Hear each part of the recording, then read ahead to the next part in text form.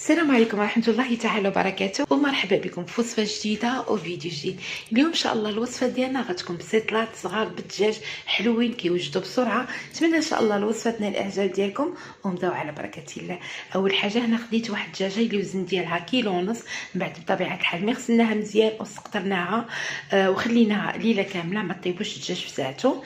غنزيد عليها واحد البصلة كبيرة اللي مقطعة قطع صغار، نص معلقة صغيرة ما تكونش عامرة ديال البزار، معلقه صغيره اولا معلقه كبيره ديال الخرقوم مسوحه، معلقه كبيره كذلك مسوحه ديال الخرقوم وسكينجبير، يعني معلقه. هنا عندنا دويمه ديال زعفران شعره، درت غير النص ديالها، يمكن لكم تعوضوه بزعفران شعره مع 4 كاس ديال الماء. وغنديروا 2 معالق كبار ديال العسل الحامض. الدور ديال هذا العسل الحامض غير كيطيب لنا الدجاج وكيجي فتي.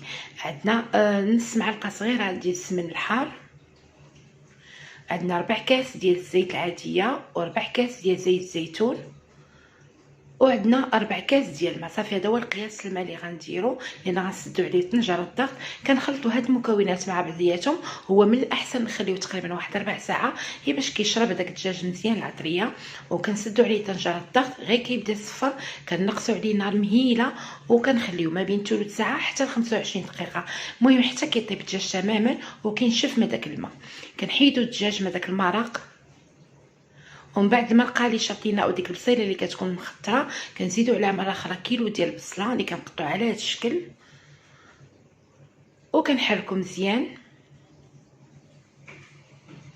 وغنضيف واحد نص معلقه صغيره ديال السكينجبير وراس معلقه صغيره ديال البزار ونص معلقه صغيره ديال الخرقوم، هي باش كتدل لنا ديك البصله باش كتجي لذيذه.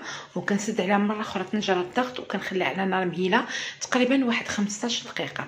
هي كتنزل البصله وكطيب، في هذا الوقت كنخليها يعني تنشف من داك الماء ديالها.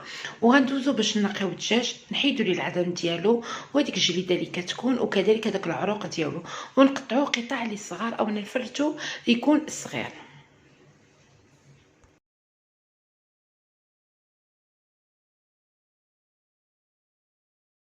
وملي كتنشف البصله تماما من داك الماء ديالها غنضيفوا ليها 2 معالق كبار ديال المعدنوس، وعندنا واحد معلقه صغيره تكون مسوحه ديال القرفه،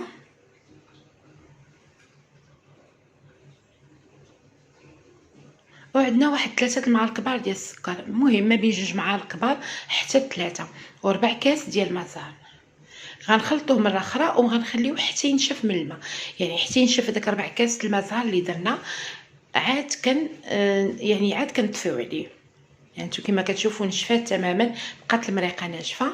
غناخذوا داك الدجاج من بعد ما قطعناه قطع لي صغار وغنخلطوه مع ديك البصله وغنخلطوه مزيان، يعني باش حتى ديك البصله ندخل مع داك الدجاج وتلدو. وهنا خدينا واحد الربعه ديال اللوز اللي بطبيعه الحال من بعد ما درناه في مطيب ونقيناه مزيان ونشفناه وقليناه في الزيت بارده حتى تحمر. من بعد ما كيبرد غنطحنوه ما يطحنش حتى يتنيل، يبقى كونكاسي او مهرمش رقيق.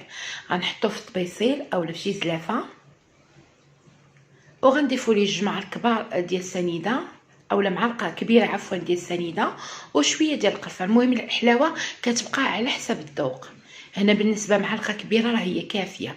غنحطوا اللوز على جنب وغندوزو باش نوجدوا البسيطلات ديالنا. الطريقه باش غنوجدوهم، هنا كناخذ انا هذا المول. المهم نتوما كتبقى على حسب القياس اللي بغيتو، يعني المول اولا بغيتوهم صغار بغيتوهم متوسطين كديروا نتوما المول اللي غيكفيكم. هنا خديت الورقه كما شفتوا ورقه كبيره قسمتها على 4 وكندهنها دائما بالزيت وحتى داك سطح العمل دهنوه بالزيت. هنا غنوريكم 2 ديال الطرق، المهم نتوما غديروا الطريقه اللي غتجيكم سهله. من بعد ما قطعتها خديت يعني قسمتها على 4 وخديت القطعه ودرت غنديرها في المول وغننزل شويه الورقه باش ما تقطعليش من ديال الحشوه. نحاولوا ننزلوا الورقه ما نخليوهاش هكا طالعه. وغنديروا القياس ديال الحشوه اللي عندنا، غنديروا اللوز الفوق وغنجمعوها دائما يدنا ضروري نديروا فيها شويه ديال الزيت وغنجمعوها بحال هكا ونضغطوا عليها. هذيك باش غتضغطوا عليها غتشوفوا واش غيخصكم مازال الحشوه او لا. الا كانت كافيه صافي كتسدوا عليها مباشره، ومن بعد كديروا نفس الطريقه وكديروا العكس، يعني الجهه اللي كتكون مسدوده هي اللي كنديروها لتحت والجهه اللي محلوله كنديروها يعني عفوا كنديروها لتحت. وغنخدمو بنفس الطريقه كما شفتوا، طريقه اللي هي سهله وبسيطه. وغنوريكم دابا الطريقه الثانيه اللي كتقدروا مثلا هنا غنعاود مره اخرى باش تشوفوا يعني الطريقه. هنا كندير الورقه كما شفتوا وكنحاول نضغط عليها ما نخليهاش طالعه باش ملي كندير الحشوه ما كتقطعش. ودائما نديروا الزيت لان كتعاوننا، وغنحط ورقه على ورقه. يعني دابا هذه غنخدم غير مره، هذيك المره كنت يعني قبل او الطريقه الاولى خدمت بوحده بوحده. دابا هذه غندير جوج بمره. كندير اللوز لتحت ومن بعد كندير الحشوه ديال الدجاج وكنحاول نضغط عليها وغنجمع الجوانب. المهم نتوما غديروا الطريقه الاولى وغتشوفوا راه جاتكم سهله. ديروا الطريقه الثانيه. المهم كاين بزاف ديال الطرق باش تخدموا بهم. وكنجمعوها كامله الفوق، ما نخليوش الورقه مجموعه من التحت باش ما تجيكمش ورقه كثيره. وكنضغط على، انا دائما كنحاول انني نضغط على هنا. علاش قلت لكم الورقه خصكم تنزلوها على المول باش هكا ملي نضغطوا عليها وهي فيها الحشوه ما تقطعش الورقه. وندهنوا يدنا كذلك بالزيت. بالنسبه للتخزين انا درت هنا كميه كثيره. المهم درت غير 7 اللي طيبتهم، ولكن ما باقي. درت كل وحده فيلم اليمونتير. حاولوا تدوبلوا لها فيلم اليمونتير ومن بعد جمعوها في بلاستيك غذائي وكتعمل في المجمد. يعني كتقدروا تخزنوها مده طويله في المجمد. من بعد ملي كتبغيوها كتسخنوا الفران وكتحيدوا لها فيلم اليمونتير وكتدخلوها وهي مجمده الفران. ولكن قبل ما يعني تعملوا لها فيلم اليمونتير حاولوا ديروا لها الزيت مزيان. هنا من بعد ملي طابت على 200 درجه الحراره كنطيبها من الفوق شويه غير كتبدا تحمر، كنشعل عليها من الفوق حتى كيطيبوا البسيطلات ديالنا. ومن بعد انا دهنتهم هنا غير بالعسل وزينتهم باللوز فيلي. وهذا هو الشكل النهائي ديال البسيطلات ديالنا. نتمنى ان شاء الله الوصفه تنال الاعجاب ديالكم، وما تنساونيش دائما لايك وتعليق. ولا كنتو اول مره كتشوفوا القناه ديالي ما تبخلوش عليا بالاشتراك في القناه، لايك وتعليق، ونتلاقاو في فيديو جديد ان شاء الله.